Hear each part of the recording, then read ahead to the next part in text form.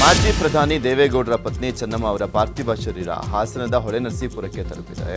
ಇಂದು ಬೆಳಗ್ಗೆ 4:55 ಹೊಳೆನರಸೀಪುರದ ಎಚ್.ಡಿ. ರೇವಣ್ಣ ಅವರ ನಿವಾಸಕ್ಕೆ ತಲುಪಿದ್ದು ಮನೆಯ ಒಳಗಡೆ ಪಾರ್ಥಿವ ಶರೀರಕ್ಕೆ ಪೂಜೆಯನ್ನು ನೆರವೇರಿಸಿ ಮನೆಯ ಹೊರಗಡೆ ಸಾರ್ವಜನಿಕರ ಅಂತಿಮ ದರ್ಶನಕ್ಕೆ ಇಡಲಾಗಿದೆ. ಬೆಳಗ್ಗೆ 10 ಗಂಟೆವರೆಗೂ ಅಂತಿಮ ದರ್ಶನಕ್ಕೆ ವ್ಯವಸ್ಥೆಯನ್ನು ಮಾಡಲಾಗಿದೆ. ಬಳಿಕ 1963ರಲ್ಲಿ ದೇವೇಗೌಡರು ಚೆನ್ನಮ್ಮ ಇದ್ದಂತಹ ಬಾಡಿಗೆ ಮನೆಯ ರಸ್ತೆಯಲ್ಲಿ ಮೆರವಣಿಗೆ ಮೂಲಕ ಅಂತ್ಯಕ್ರಿಯೆಯ ಸ್ಥಳಕ್ಕೆ ಪಾರ್ಥಿವ ಶರೀರವನ್ನು ಕೊಂಡೊಯ್ಯಲಾಗುತ್ತೆ. ಮೆರವಣಿಗೆ ಮೂಲಕ ಅಂತ್ಯ ಸಂಸ್ಕಾರದ ಜಾಗಕ್ಕೆ ಚೆನ್ನಮ್ಮರ ಪಾರ್ಥಿವ ಶರೀರವನ್ನು ಕೊಂಡೊಯ್ಯಲಾಗ್ತಾ ಇದೆ. ಇನ್ನು ಬೆಳಗ್ಗೆ 10 ಗಂಟೆಗೆ ಬಳಿಕ ಹೊಳೆನರಸೀಪುರದಿಂದ ಮೊದಲು ಚೆನ್ನಾಂಬಿಕಾ ವೃತ್ತ, ಪೇಟೆ ಬೀದಿ, ಗಾಂಧಿ ಸರ್ಕಲ್, ಸಿಂಗ್ರಿಗೌಡ ಸರ್ಕಲ್, ಮೈಸೂರು ಹಾಸನ ರಸ್ತೆ ಮೂಲಕ ಹರದನಹಳ್ಳಿಗೆ ಪಾರ್ಥಿವ ಶರೀರವನ್ನು ತೆಗೆದುಕೊಂಡು ಹೋಗಲಾಗುತ್ತೆ. ಇನ್ನು ಮಧ್ಯಾಹ್ನದ ನಂತರ ರಂಗನಾಥ ಸ್ವಾಮಿ ಬೆಟ್ಟದ ತಪ್ಪಲಿನಲ್ಲಿ ಅಂತ್ಯಕ್ರಿಯೆ ನೆರವೇರಲಿದೆ.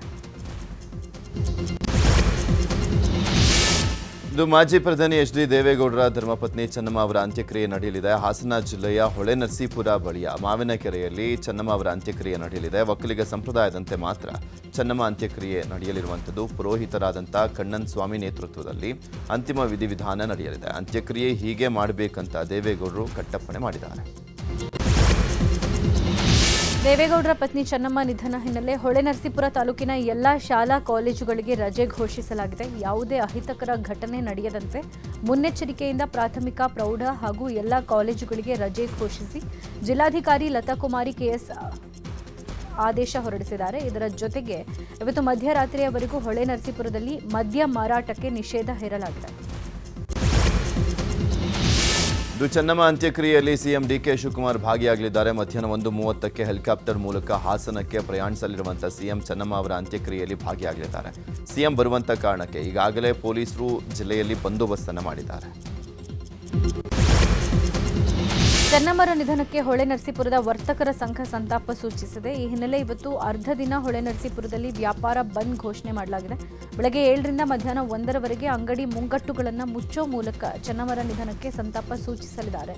ಇನ್ನು ಹೊಳೆನರಸೀಪುರದಲ್ಲಿ ದಶಕಗಳ ಕಾಲ ಚೆನ್ನಮ್ಮ ವಾಸ ಇದ್ರು. ಹೀಗಾಗಿನೇ ಊರ ಮಗಳು ಚೆನ್ನಮ್ಮ ಅಂತ ವರ್ತಕರು ಗೌರವ ಅರ್ಪಣೆ ಮಾಡಲಿದ್ದಾರೆ. ರಾಜ್ಯ ರಾಜಕಾರಣದಲ್ಲಿ ಈಗ ಮತ್ತೆ ಸಂಪುಟ ವಿಸ್ತರಣೆಯ ಸಂಚಲನ ಶುರುವಾಗಿದೆ. ಇಂದು ರಾತ್ರಿ ಮುಖ್ಯಮಂತ್ರಿ ಡಿಕೆ ಶಿವಕುಮಾರ್ ದೆಹಲಿ ಪ್ರವಾಸವನ್ನು ಕೈಗೊಳ್ಳುವಂತ ಸಾಧ್ಯತೆ ಇದೆ. ಹೈಕಮಾಂಡ್ ನಾಯಕರ ಭೇಟಿಗೆ ಸಜ್ಜಾಗಿದ್ದಾರೆ. ಹಾಗೇನೇ ರಾಜ್ಯದ ಸಂಸದರ ಜೊತೆಗೂ ಸಭೆಯನ್ನು ಮಾಡಿದ್ದಾರೆ. ಸಂಸತ್ತಿನ ಮುಂಗಾರು ಅಧಿವೇಶನದಲ್ಲಿ ರಾಜ್ಯದ ಸಮಸ್ಯೆಗಳು, ಕೇಂದ್ರದ ಅನುದಾನದ ಬಗ್ಗೆ ಪ್ರಸ್ತಾಪ ಮಾಡಲಿಕ್ಕೆ ಮನವಿಯನ್ನು ಮಾಡಿದ್ದಾರೆ. ಕಾವೇರಿ ವಿಚಾರದಲ್ಲಿ ತಮಿಳುನಾಡು ಸರ್ಕಾರ ನಿಲುವಳಿ ಸಲ್ಲಿಸಿದ್ದು, ರಾಜ್ಯ ಸರ್ಕಾರದ ಅಭಿಪ್ರಾಯ, ನಿಲುವು ತಿಳಿಸಲಿಕ್ಕೆ ಸಿಎಂ ಹೋಗ್ತಿದ್ದಾರೆ. ಎಲ್ಲ ಜಿಲ್ಲೆಗಳ ಡಿಸಿ, ಜಿಲ್ಲಾ ಪಂಚಾಯತ್ ಸಿಇಒಗಳ ಜೊತೆ CM DK Shivakumar, DCM Parameshwar video conference ನಡೆಸಿದ್ದಾರೆ. ಪ್ರತಿ ಜಿಲ್ಲೆಯ ಬರ ಪರಿಸ್ಥಿತಿ, ಕುಡಿಯೋ ನೀರಿನ ಸಮಸ್ಯೆಗಳ ಕುರಿತಂತೆ ಚರ್ಚೆ ಮಾಡಲಾಗಿದೆ.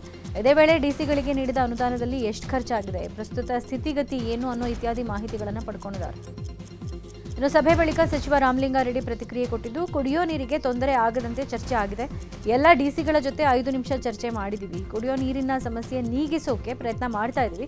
400 ಕೋಟಿಯಷ್ಟು ಹಣ ಕುಡಿಯೋ ನೀರಿಗೆ ನೀಡಲಾಗಿದೆ. ಕುಡಿಯೋ ನೀರಿಗೆ ತೊಂದರೆ ಆಗಬಾರ್ದು ಅಂತ ನಿರ್ದೇಶನವನ್ನು ಕೊಡಲಾಗಿದೆ ಅಂತ ಹೇಳಿದರು. ಗೃಹಲಕ್ಷ್ಮಿ ಯೋಜನೆಯ ಫಲಾನುಭವಿಗಳ ಲಿಸ್ಟ್ ಅನ್ನು ಪರಿಷ್ಕರಣೆ ಮಾಡಲಿಕ್ಕೆ ಸರ್ಕಾರ ಮುಂದಾಗಿದೆ. ಯೋಜನೆ ಜಾರಿಯಾದಾಗಿನಿಂದ ಹಿಡಿದು ಇದುವರೆಗೂ ಮೃತಪಟ್ಟಿರುವಂಥ ಮಹಿಳೆಯರ ಅಕೌಂಟ್ಗಳಿಗೂ ಹಣ ಜಮಾವಣೆ ಆಗ್ತಾ ಇರುವಂಥ ಗಂಭೀರ ಲೋಪ ಪತ್ತೆಯಾಗಿದೆ. ಈ ಹಿನ್ನೆಲೆಯಲ್ಲಿ ಇನ್ನು ಮುಂದೆ ಬಯೋಮೆಟ್ರಿಕ್ ಅಥವಾ ಫೇಶಿಯಲ್ ಅಥೆಂಟಿಕೇಷನ್ ಕಡ್ಡಾಯ ಮಾಡಲಿಕ್ಕೆ ಸರ್ಕಾರ ಪ್ಲಾನ್ ಅನ್ನು ಮಾಡಲಾಗಿದೆ. ರಾಜ್ಯದ ಸರ್ಕಾರಿ ಪ್ರೌಢಶಾಲೆಗಳ ವಿದ್ಯಾರ್ಥಿಗಳಿಗೆ ರಾಜ್ಯ ಸರ್ಕಾರ ಗುಡ್ ನ್ಯೂಸ್ ಕೊಟ್ಟಿದೆ. ಇನ್ನು ಮುಂದೆ ಸರ್ಕಾರಿ ಶಾಲೆಗಳಲ್ಲೂ ಎಐ ಶಿಕ್ಷಣ ಸಿಗುತ್ತೆ. 2026-27ನೇ ಶೈಕ್ಷಣಿಕ ಸಾಲಿನಿಂದಲೇ ಈ ಮಹತ್ವದ ಯೋಜನೆ ಜಾರಿಗೆ ಬರಲಿದ್ದು, ಇದಕ್ಕಾಗಿ ಬರೋಬ್ಬರಿ 1600ಕ್ಕೂ ಹೆಚ್ಚು ಅತಿಥಿ ಶಿಕ್ಷಕರ ನೇಮಕಾತಿಗೆ ಸರ್ಕಾರ ಮುಂದಾಗಿದೆ. ಜುಲೈ 28ರ ಒಳಗೆ ಈ ಪ್ರಕ್ರಿಯೆ ಮುಗಿಸೋಕೆ ಡೆಡ್ಲೈನ್ ಕೊಡಲಾಗಿದೆ.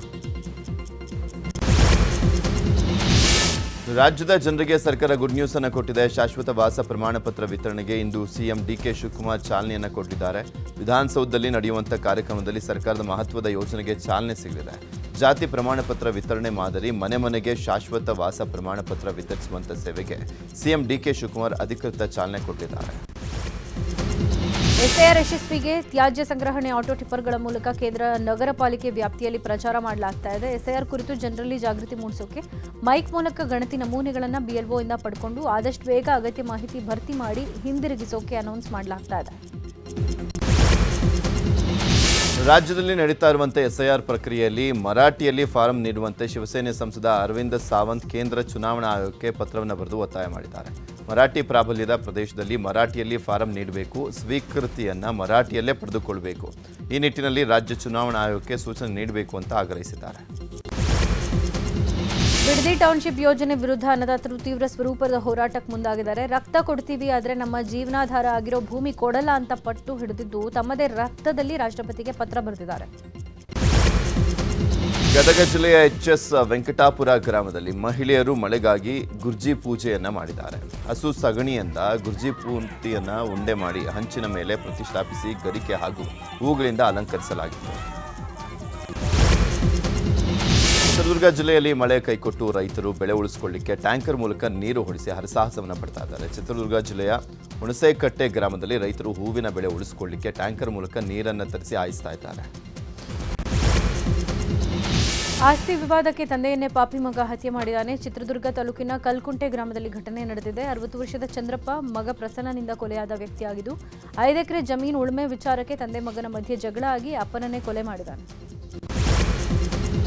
ಮ್ಯಾಟ್ರಿಕ್ ನಂತರದ ಬಾಲಕಿಯರ ವಸತಿ ನಿಲಯದಲ್ಲಿ ವಾರ್ಡನ್ ಅಡುಗೆ ಸಹಾಯಕಿ ವಿರುದ್ಧ ಕಿರುಕುಳ ಆರೋಪ ಕೇಳಿಬಂದಿದೆ. ವಿಜಯಪುರ ಬಸವನ ಬಾಗೇವಾಡಿ ಅಂಬೇಡ್ಕರ್ ವಸತಿ ನಿಲಯದಲ್ಲಿ ವಿದ್ಯಾರ್ಥಿನಿಯರು ಪ್ರತಿಭಟನೆ ಮಾಡಿ ಆಕ್ರೋಶ ವ್ಯಕ್ತಪಡಿಸಿದ್ದಾರೆ.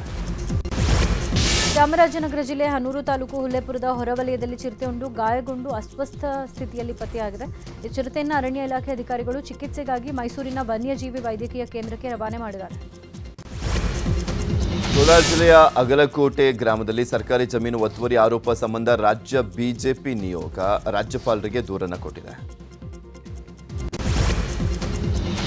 ರಾಜ್ಯದಲ್ಲಿ ಹೋಮ್ ಸ್ಟೇಗಳಿಗೆ ನೋಂದಣಿ ಕಡ್ಡಾಯ ಮಾಡಲಾಗಿದೆ. ಈಗಾಗಲೇ 500ಕ್ಕೂ ಅಧಿಕ ಹೋಮ್ ಸ್ಟೇಗಳಿಂದ ನೋಂದಣಿಗೆ ಅರ್ಜಿ ಸಲ್ಲಿಸಲಾಗಿದೆ. ನೋಂದಣಿ ಮಾಡದ ಹೋಮ್ ಸ್ಟೇಗಳಿಗೆ ಪ್ರವಾಸೋದ್ಯಮ ಇಲಾಖೆ ಎಚ್ಚರಿಕೆ ಕೊಟ್ಟಿದೆ.